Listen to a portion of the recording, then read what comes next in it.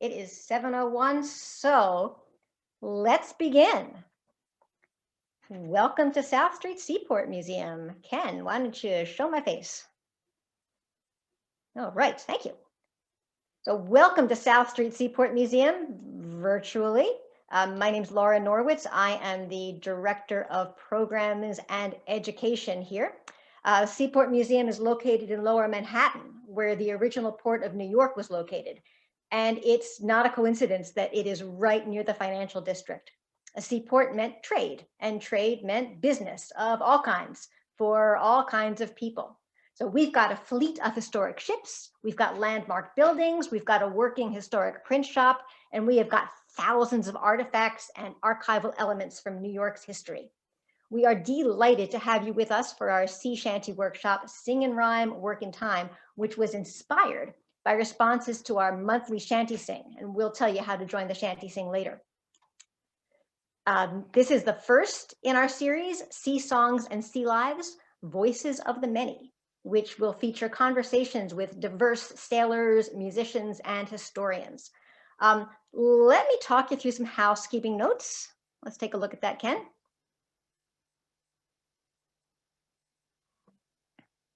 And here it comes. All right, so we've got the chat up, so feel free to introduce yourself in the chat. You can tell us where you're from, but don't put your questions in the chat. Put your questions in the Q&A tab. And you don't have to wait till the end when we're answering questions. You can put your questions in right away, and some of them we might even type the answers to. If you've got technical difficulties, put it in the chat. We've got a couple of tech people here who can try to help you out.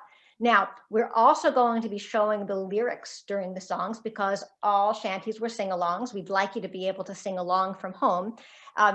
If you'd like to see both the singer's face and also the lyrics, there's a thing in the upper right-hand corner of your screen called View. And if you click on that, you should be able to get side by side, and then you'd be able to see both the screen that we're sharing with the lyrics and also the singer's face. But if you can't figure it out, don't worry about, you'll see the lyrics, you'll hear the singer's voice, and you'll have a wonderful time.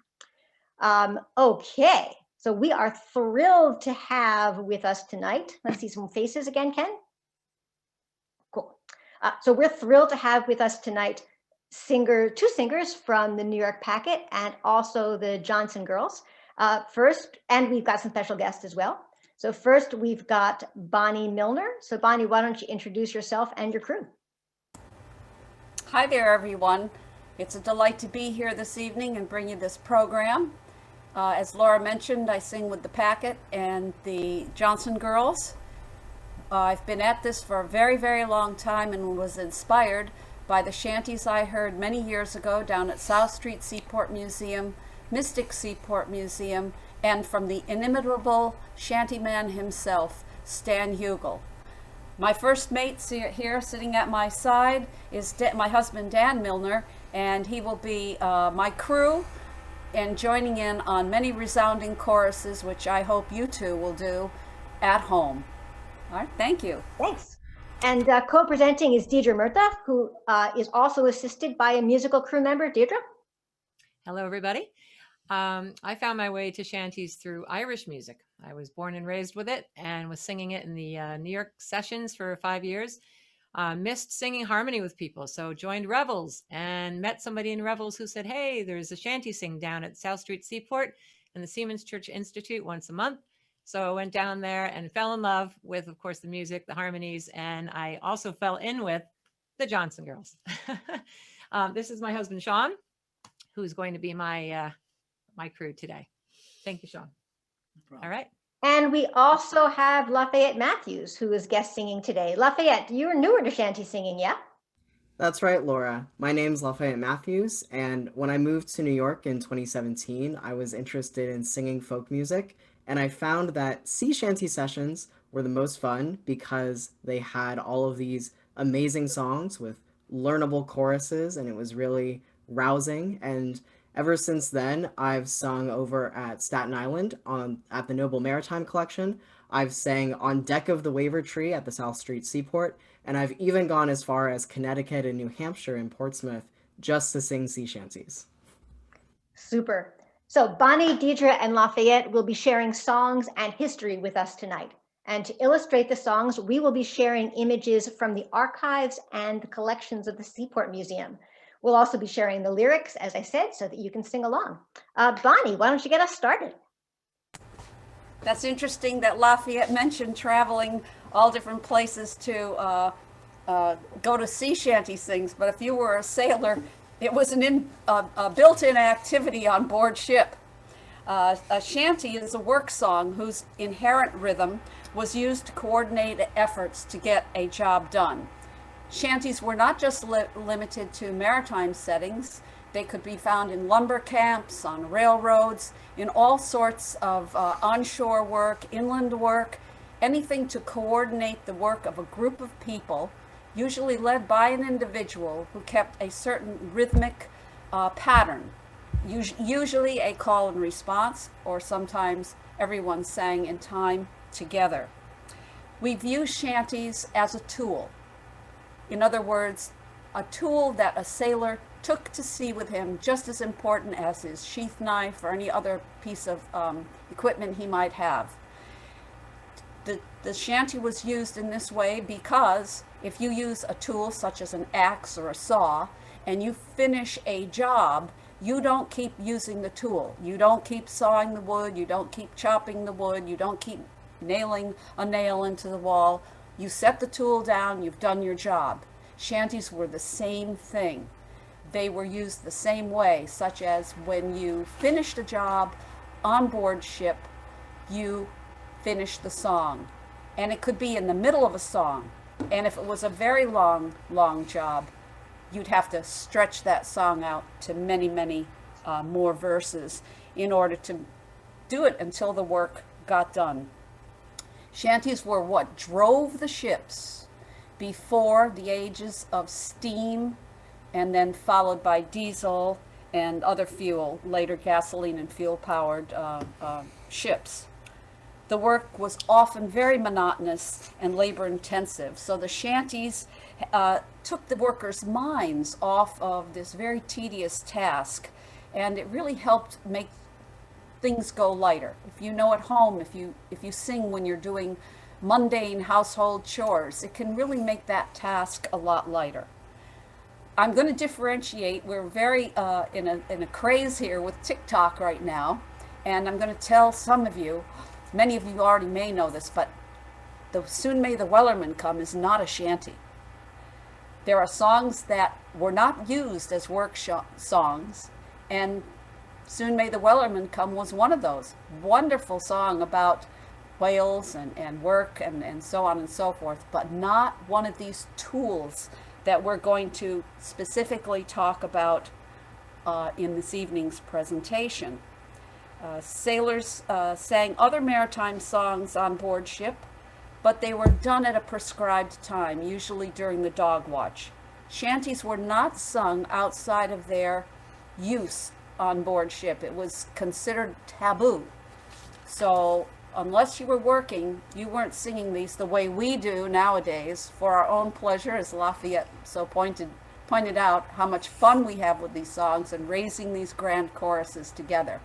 But look, we're keeping a tradition alive in the sense that we're honoring its roots and continuing it in a similar manner, but in a fun way. We're going to show you Wavertree now, I believe.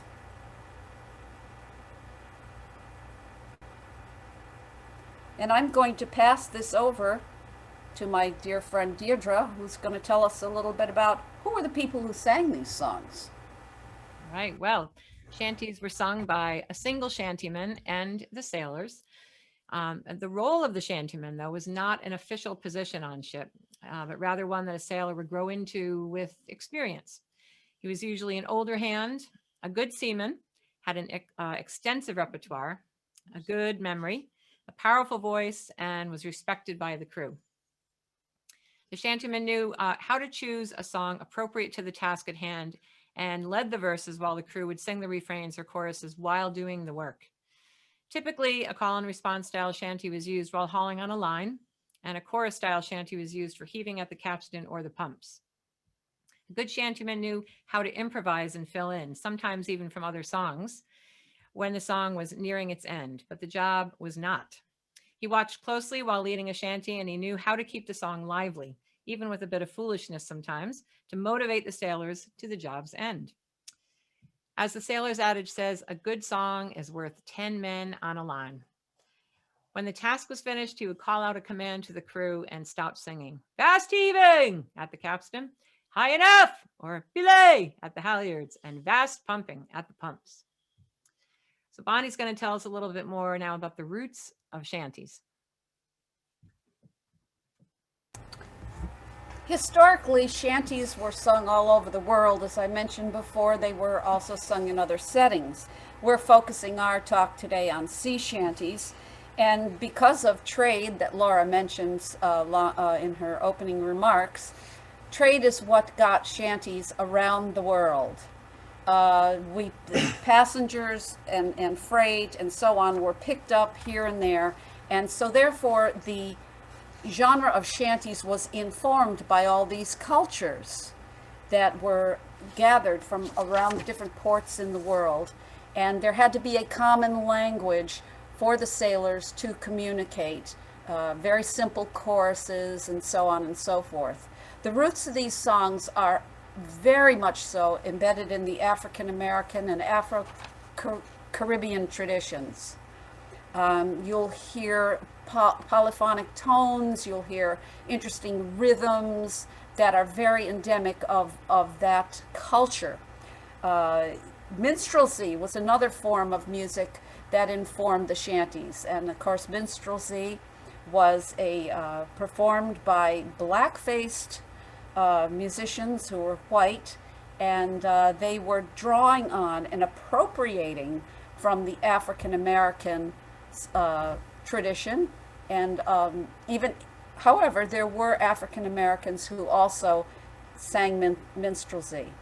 And remember, this takes place, usually the minstrelsy comes into fashion in the mid-19th century, and that corresponds right at the same time when the sailing is enjoying its big heyday.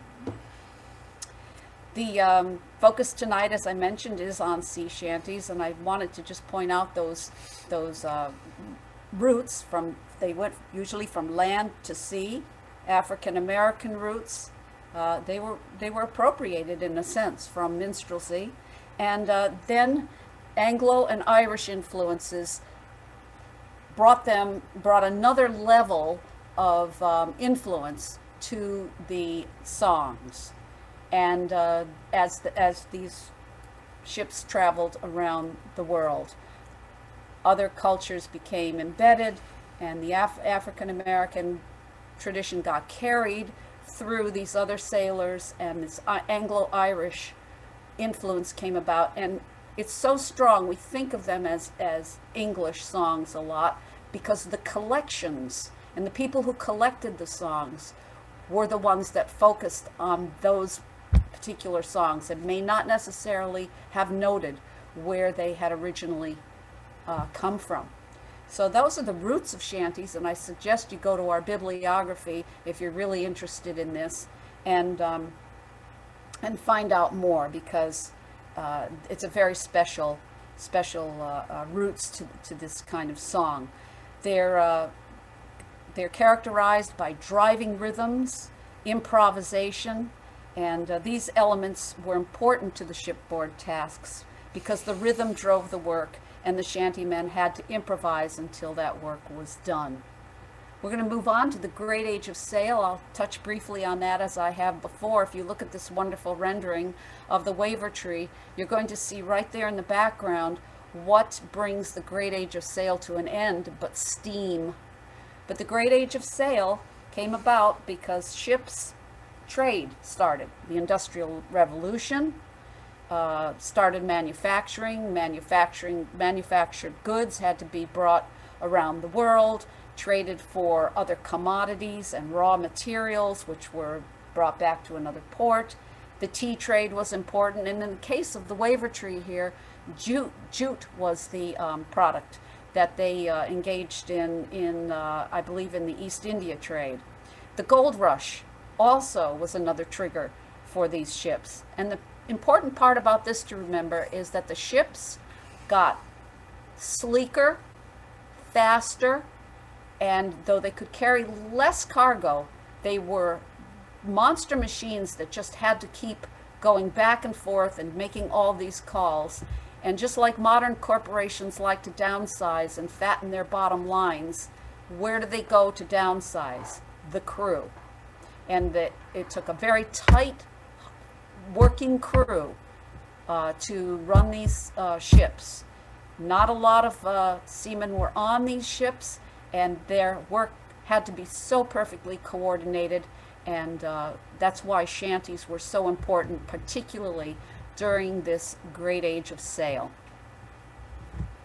And I'm going to move on now. We're going to talk about a couple of classes of shanties, capstan, halyard, and pumping shanties, and I'm going to ask Deirdre to take over the section now on capstan shanties. All right, and if Ken could bring the first slide up to show us the anchor. Perfect, thank you. So we are going to sing. It's coming right up. The capstan is a mushroom-shaped apparatus on deck used occasionally to hoist sails, load cargo, and warp in and out of the docks, but primarily to raise the anchor. Before getting underway, the crew would begin the process by first pulling the ship to her anchor. The sailors would heave on bars placed into holes in the capstan, like spokes on a wheel, and start to wind up the slack in the anchor chain down below. They would keep time with their feet as they marched around together. The use of pawls, or short metal bars at the foot of the capstan, prevented it from walking back and possibly injuring the sailors. So you can see them down below. And so now weighing anchor was a long and arduous task that required a shanty with a steady rhythm, a good story, sometimes even a popular song, to keep the sailors amused, and a grand chorus. When the slack chain was aboard and the ship was directly over the anchor, the rhythm of the work became slower as the job of heaving it up from below became more labored. The shantymen would instinctively alter the tempo, improvise more verses, or shift to a slower song to complete the task. And when the anchor was raised, the shantymen called out, "Vast heaving!" and the work and the song were done. The anchor would be catted up and safely secured. So Bonnie's going to sing a capstan shanty now to demonstrate the faster pace used when the crew would pull the ship to the anchor first and wind up the not so heavy slack chain.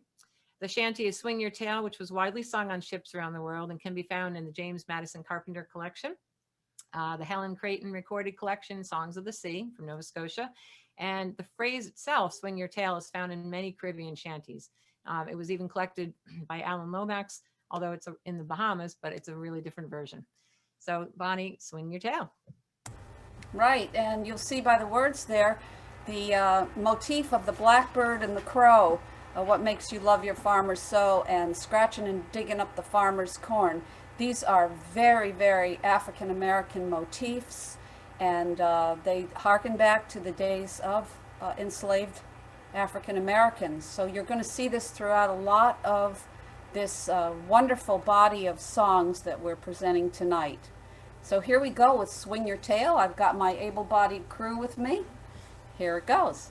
Swing your tail and swing your tail. Mind how you swing your tail. Swing last night and the night before. Mind how you swing your tail. Blackbird said unto the crow, mind how you swing your tail. What makes you love your farmer so? Mind how you swing your tail. That's my trade since I was born. Mind how you swing your tail. Scratching and a digging up the farmer's corn. Mind how you swing your tail. Sing and heave and sing. Mind how you swing your tail. Heave and make your handspike spring. Mind how you swing your tail. Well, that was a very nice bouncy beat, but oh boy, what happens now? That work gets really hard, Deirdre, so take it away. General Taylor will be our next song.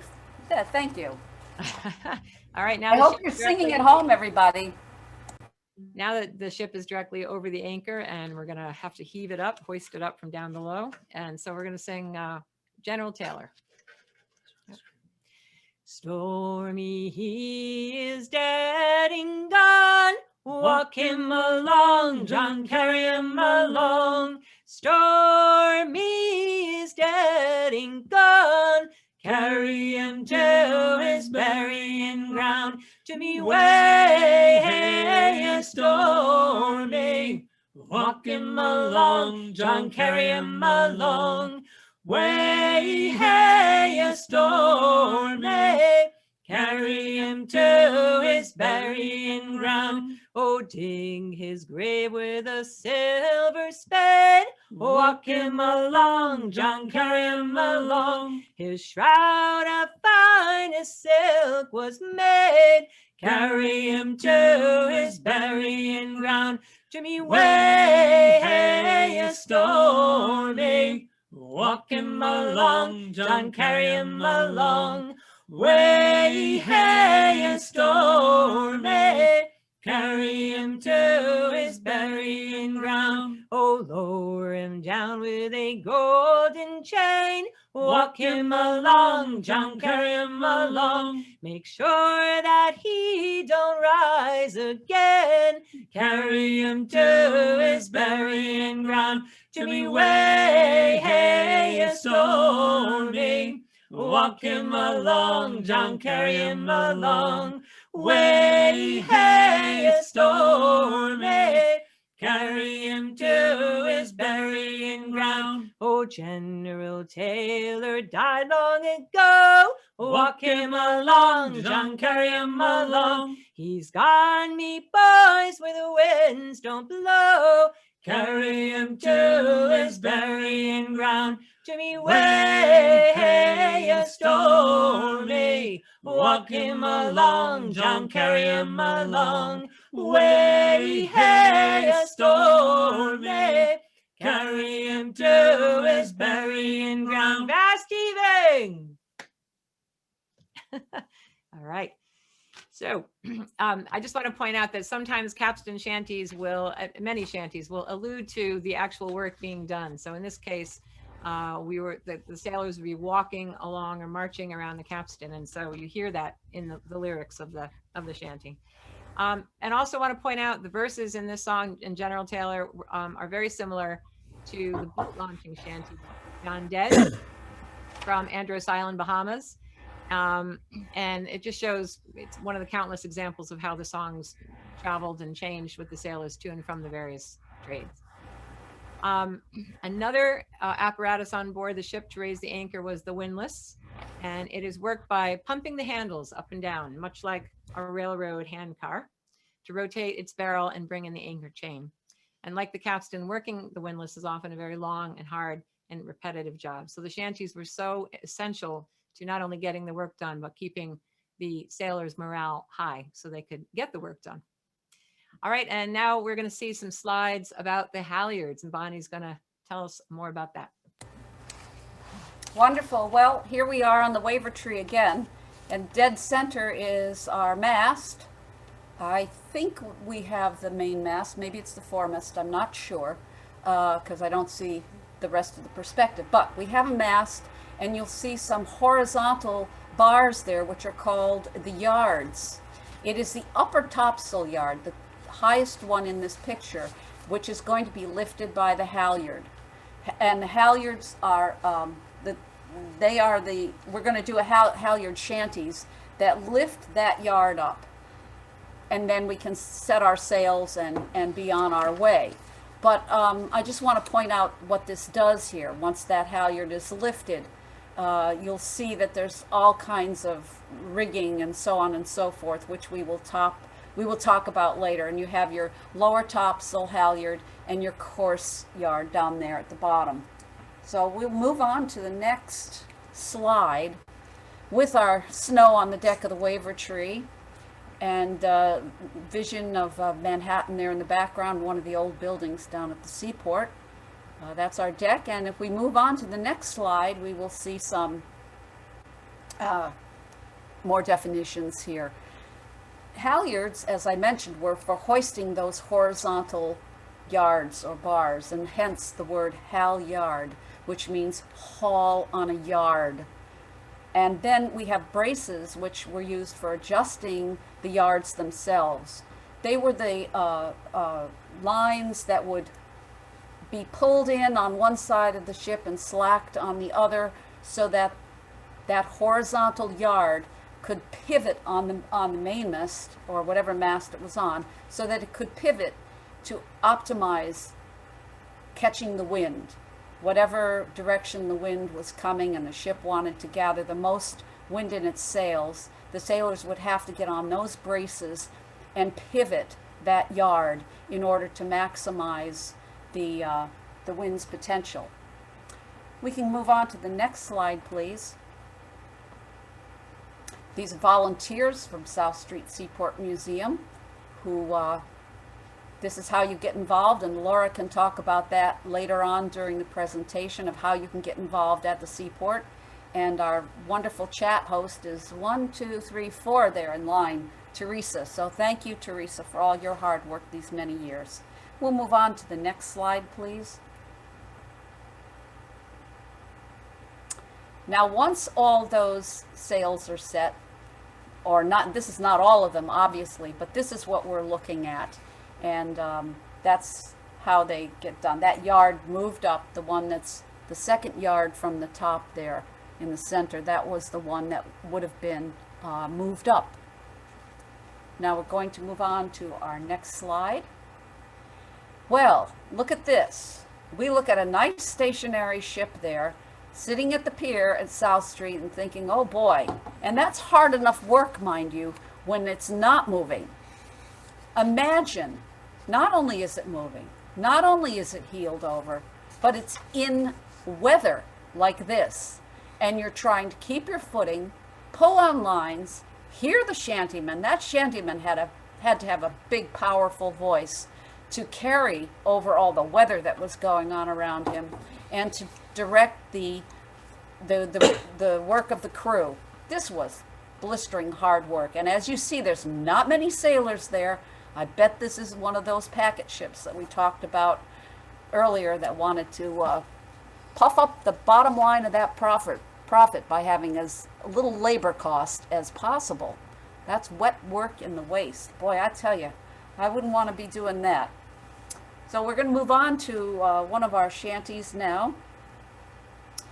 Ruben Ranzo. Ranzo plays as a character in so many different shanties, and his actual origin is up for grabs, shall we say. There are many theories about who he was and where he came from, and what does the meaning of Ranzo mean? Is it a Portuguese derivation? Is it a South American one? Is it an Italian one? Reuben, does it have Jewish orientation, origination to it? What is this all about?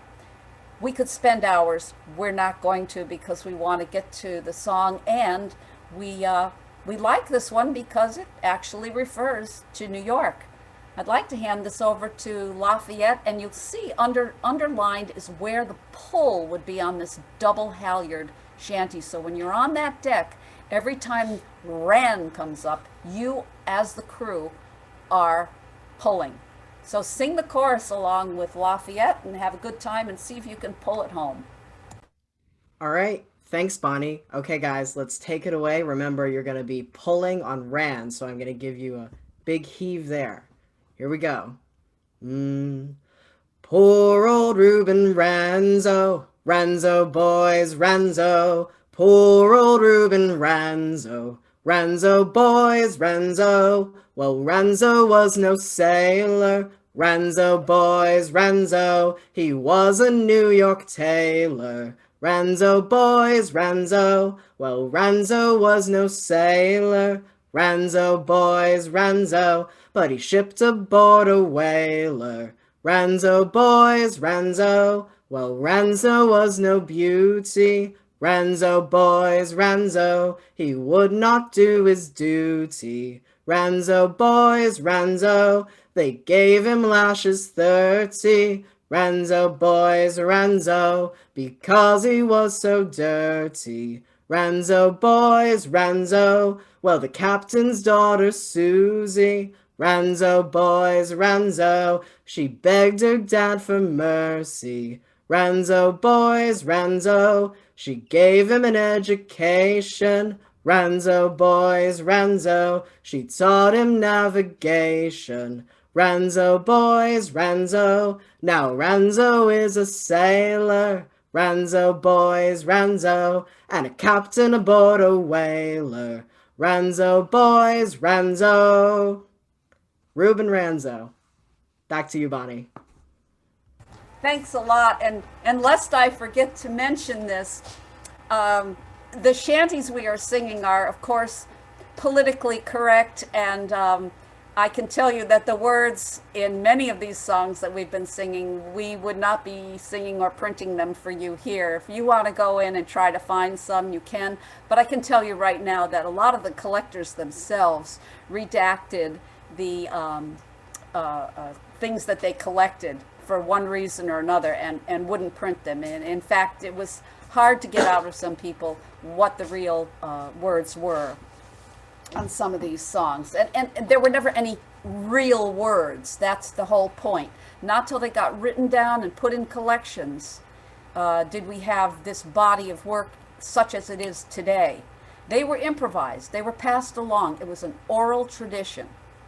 Now we're going to get to a little, just like in the capstan, where we had that easier work with that faster paced shanty, capstan shanty, Swing Your Tail.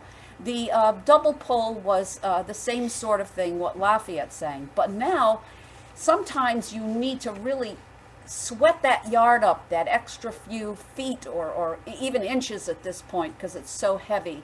And you're going to need to do what's called a single pull halyard, which conserved your energy so that you could put it all into that one pull. And Deirdre's going to give us this one called Haul Away Joe. All right, and you can all shout Joe with me at home. And I think when the sailors would sing, call out that word, and while they're doing that work, it was a little bit like the hitches that they would use to also kind of just kind of give it that extra little lift that was needed to get that maneuver done. All right, so Holloway Joe. When I was a little boy, me mother, she done told me, way, Holloway, we'll Holloway Joe, that if I did not kiss the girls, me lips would all grow moldy. Way, Holloway, we'll Holloway Joe. King Louis was the king of France before the revolution. Way, Holloway, we'll Holloway Joe. But then he got his head cut off, it spoiled his constitution. Way, Holloway, we'll Holloway Joe. Grand chorus. Way, Holloway, we'll Holloway together. Way, Holloway, we'll Holloway Joe. Way, Holloway, we'll haul for better weather. Way, Holloway, we'll Holloway Joe. St. Patrick was a gentleman who came from decent people. Way, Holloway, we'll Holloway Joe. He built a church in Dublin town and on it put a steep aisle. Way, Holloway, we'll Holloway Joe. Away, Holloway, we'll Holloway together. Way, Holloway, we'll Holloway Joe. Way, Holloway, we'll haul for better weather. Way, Holloway, we'll Holloway Joe. High enough. Right.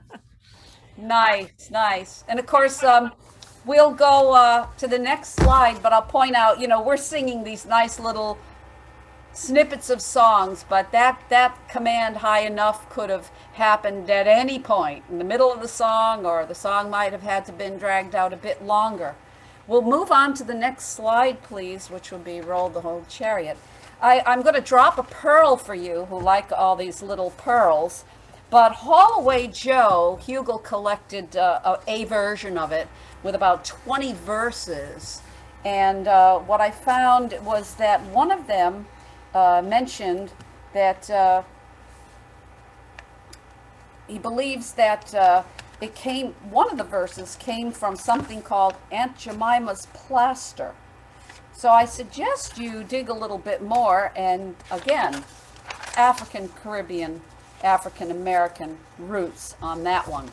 As I mentioned before, these things became standardized and codified when they got written down, collected, recorded.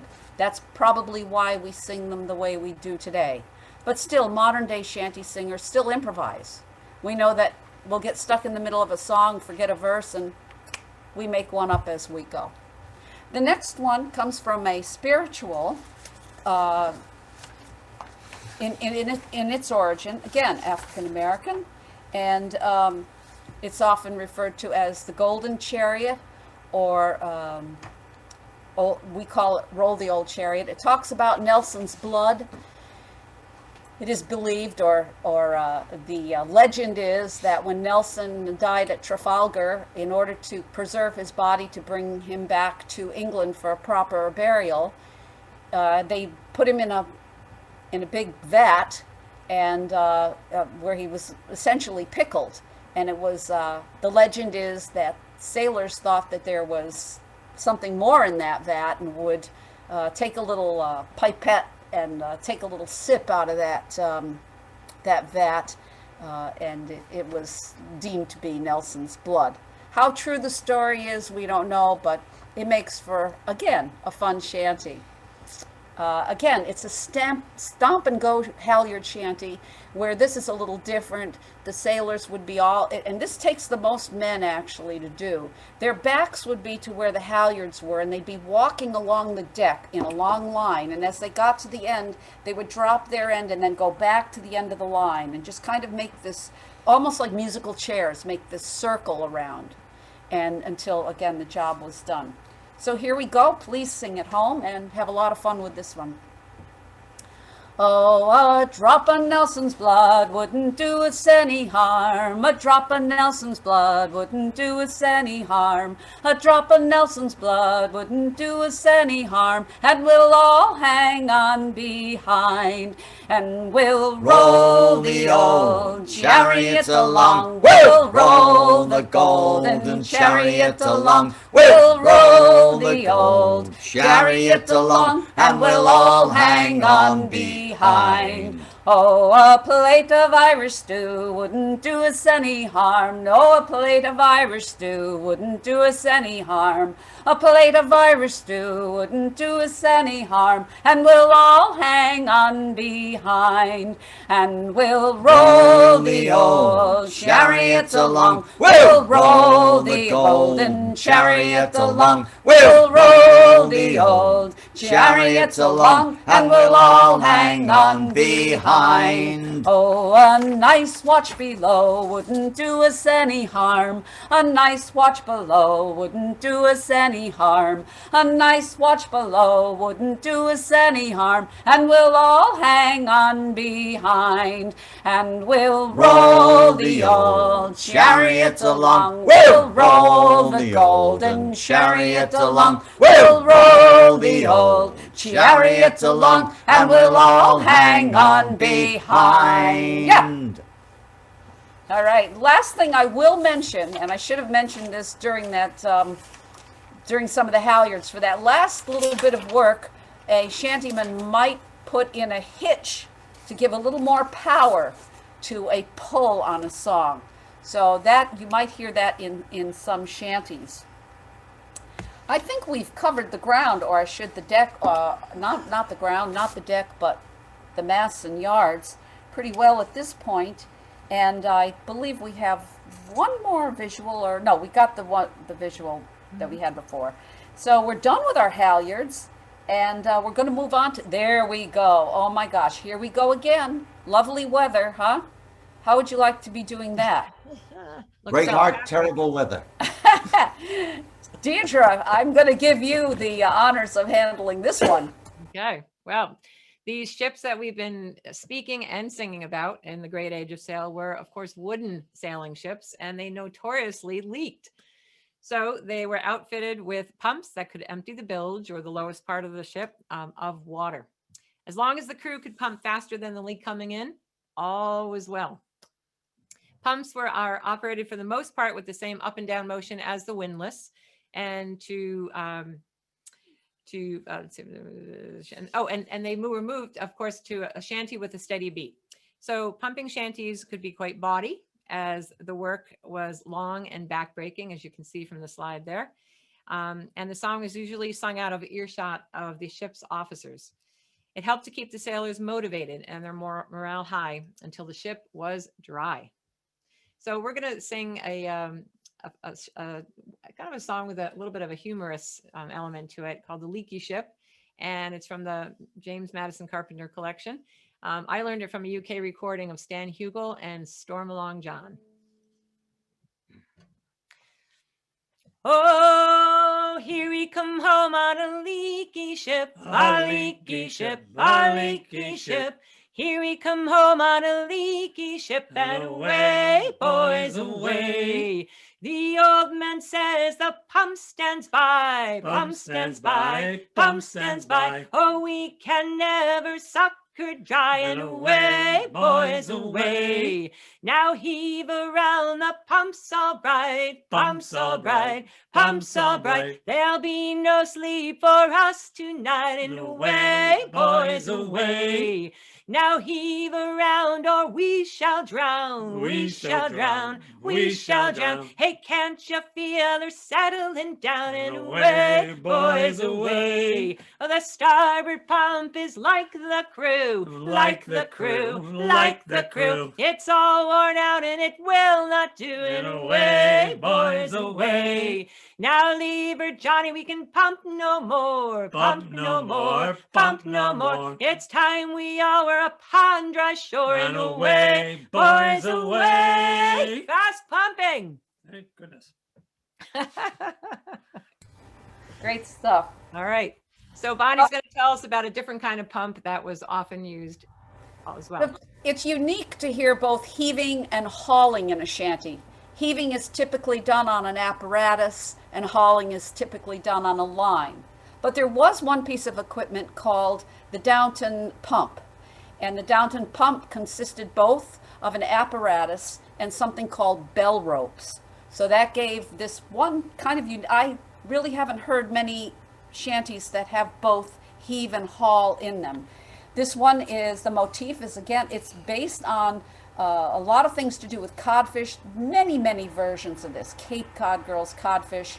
You'll find many varieties of this shanty in the collections. This is one I learned, and it's sort of a hybridization. You'll see verses there, then the grand chorus, and we'll just do a couple of these. Here we go. Cape Cod gals ain't a got no combs. Heave away, haul away. They comb their hair with the codfish bones, and we're bound away for Australia. It's heave her up, me bully, bully boys. Heave away, haul away. It's heave her up, and don't you make a noise, and we're bound away for Australia. Now Cape Cod babies ain't a got no cribs. Heave away, haul away. They're rocked to sleep on the codfish ribs, and we're bound away for Australia. Heave her up, me bully, bully boys. Heave away, haul away. It's heave her up, and don't you make a noise, and we're bound away for Australia. Now Cape Cod boys ain't a got no sleds. Heave away, haul away. They slide down a hill on the codfish heads, and we're bound away for Australia. Sing it. Heave her up, me bully, bully boys. Heave away, haul away. It's heave her up, and don't you make a noise, and we're bound away for Australia. Fast pumping. All right. Okay. I wish I could hear you all.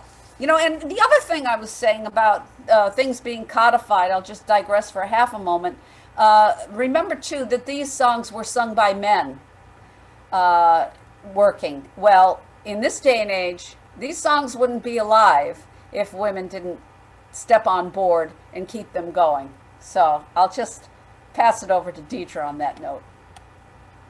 Actually, Bonnie, you're going to tell us a little bit more about other shanties that we might hear. We don't have time to sing an example of all of them tonight, but Bonnie's going to talk a little bit about some other shanties. Yeah, when you delve into these collections, look for net hauling songs, rowing songs, cargo loading songs, songs from the Great Lakes.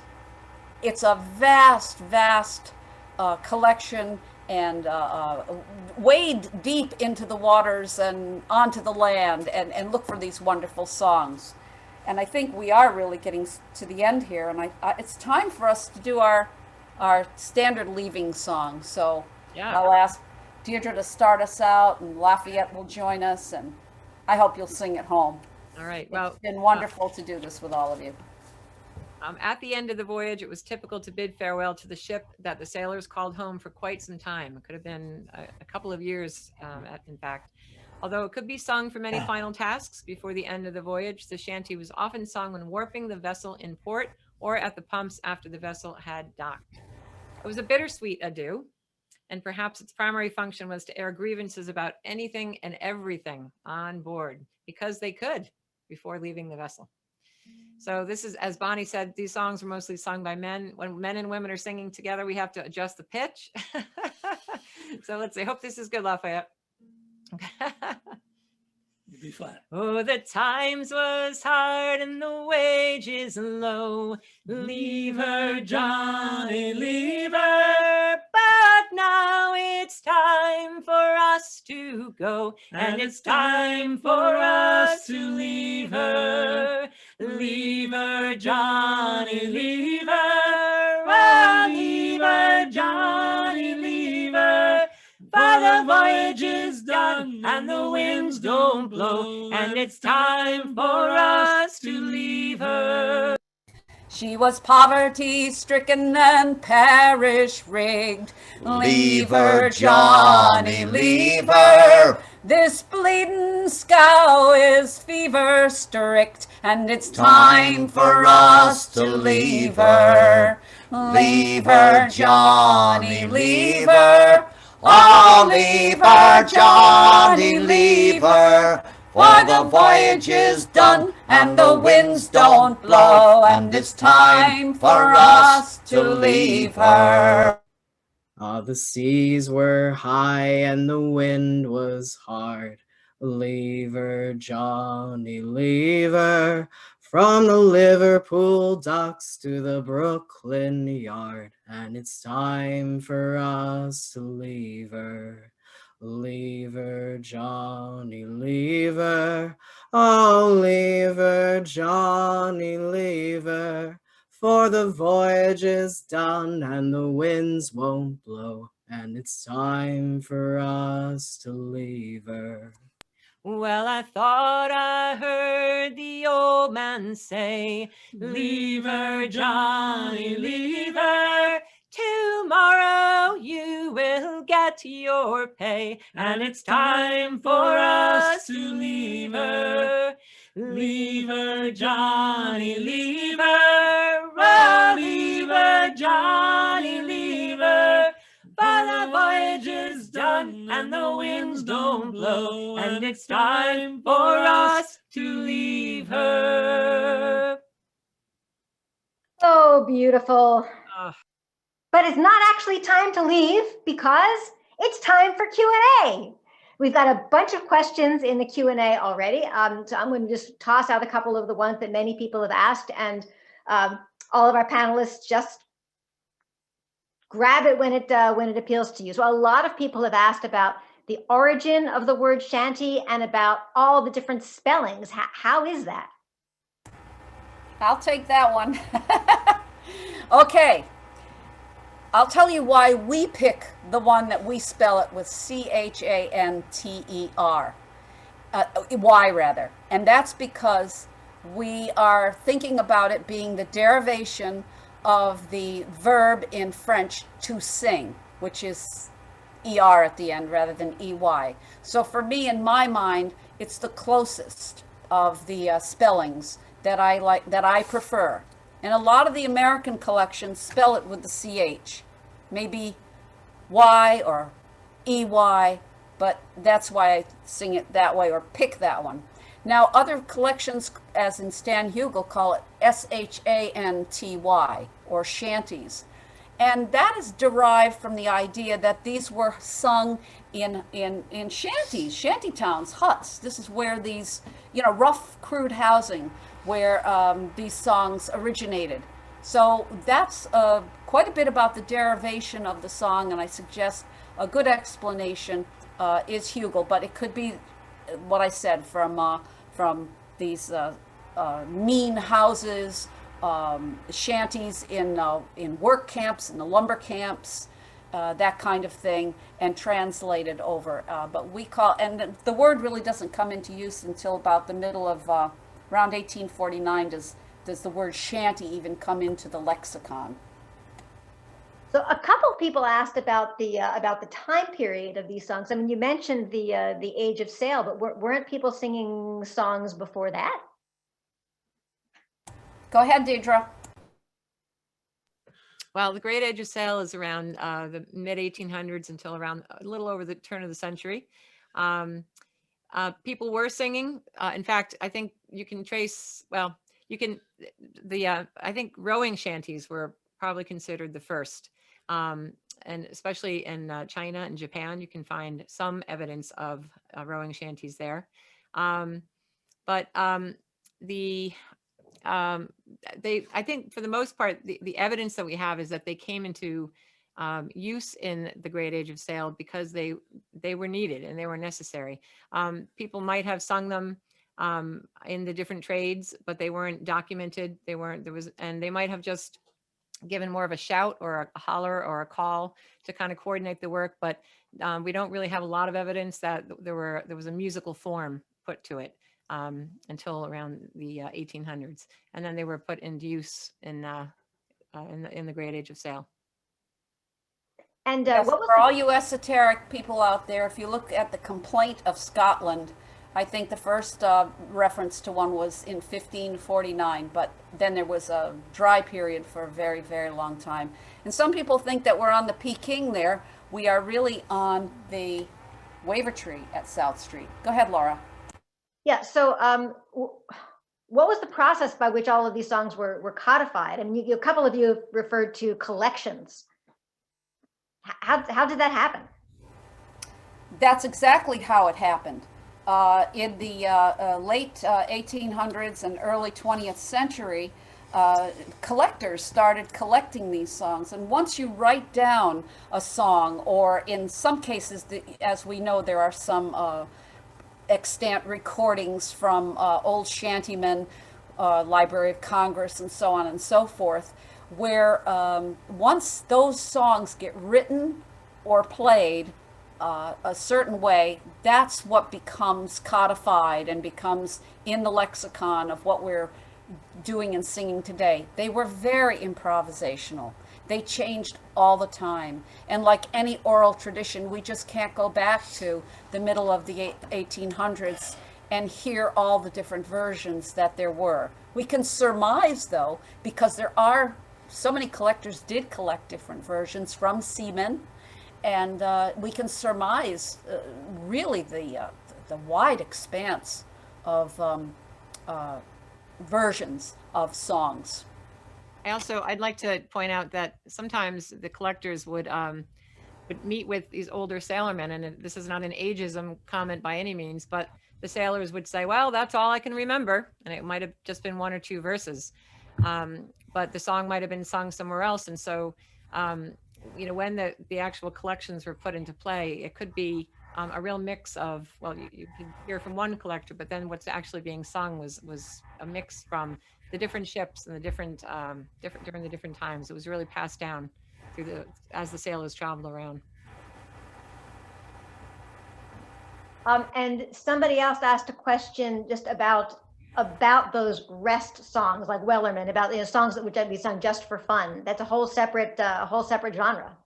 Yeah, I want to point out that that is a separate genre, but it's not divorced from the time of the sailing ships, because there would be a time on board between watches, or when the captain would call what was called a dog watch, when sailors would sing, recite poetry, do needlework, write letters home, write in their journals, and the more popular songs of the day would be in that group of maritime songs. Plus, many people now are writing maritime songs, and I saw a flash about what's the difference between whaling songs and maritime songs. Well, we know that there's a lot of songs about whaling, such as Soon May the Wellerman Come, but then there are songs that were done on board whale ships as work songs. Remember, there was a lot of, even more work, I think, on whale ships than some of the packet trades. Pretty hard work. With all the hoisting and chasing the whales and all of that going on. So there you go. And I think it's also important to point out that even though the songs are not shanties, they're all truly important because they tell the history. They tell about how the sailors were feeling, what they were going through, you know, while they were away from their families. So the songs that were about love and their family, missing their loved ones home, drinking, you know, in the ports, meeting other girls, all the things that were a part of the voyage were all part of that big picture for them. So the shanties were the work songs, but these other songs were equally important to paint the picture of what life at sea was really like. Yeah, and the whaling songs, for instance, were under the umbrella of maritime songs. And that umbrella is huge.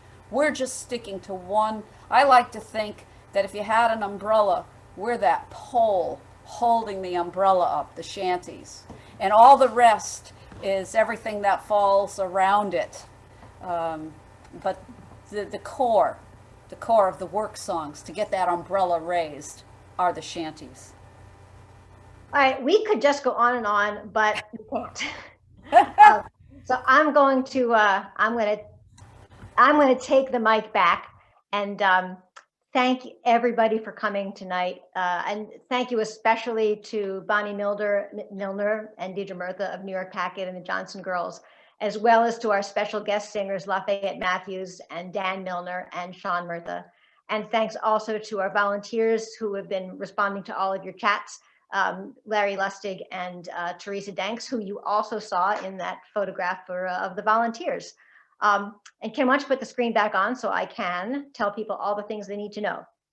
So if you'd like to know more about shanties, we've got some sources for you. We're going to be sending this to all of you who have attended tonight, so you don't have to be writing it down now. We'll send you all these links.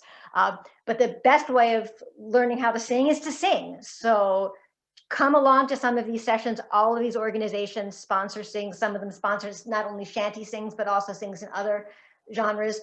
Special shout out to the Folk Music Society of New York, who co-sponsors a lot of our musical events, and they have a number of sings that you could join. And if you really want to be learning about your repertoire, books are the best way to go. So there's a bibliography that we'll also send you. Ken, do you want to can you take a look at that? Yeah. Some wonderful books, and not only books of shanties themselves, but also about the lives of sailors. Definitely worth checking out. So many ways for you to be involved with us. Ken, why don't you change the slide?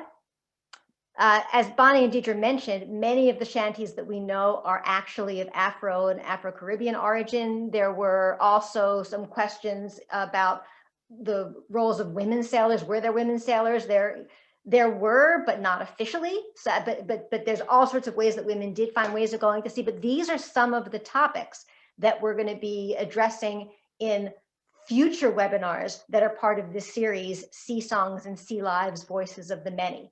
So also in the things that we're going to send you, you'll be able to sign up for our list so that you can get information about all of these webinars that we're planning, like queer sailors and the stories of African-American sailors who were working the Underground Railroad, some great stories that we have.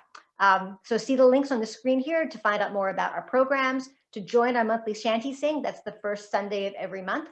And if you want to lead a song, just make sure you sign up at least a week in advance and we'll get you on the program. We always like to have lots of new people.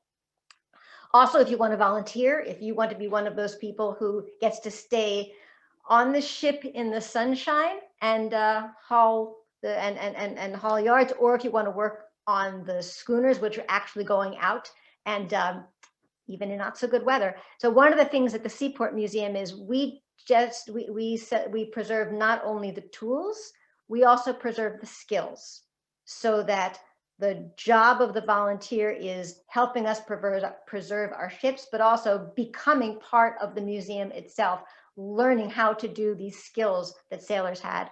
No experience needed. We'll teach everything you need to know.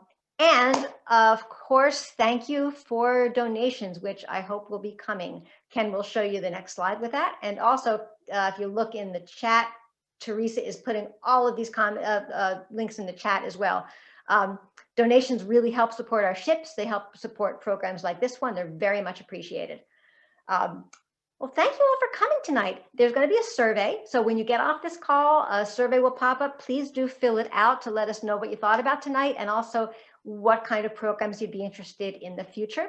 You'll also get an email tomorrow, so you'll be able to fill all of that then. Be sure to sign up for the mailing list if you want to find out our upcoming events. If you don't sign up, then we can't send you the information. Woo, what a great night. I think I'll... Thank you, Laura. Thank you so much, Laura. So thanks, everybody, and I hope that we'll see you soon. All right. Thank you, Laura. Thanks, team. Over out. Bye, everyone. Thank you. A hearty crew, I must say. Yes. Thanks, Lafayette, for singing with us. Yeah, Lafayette, wonderful job. Teresa, Larry, you're all there.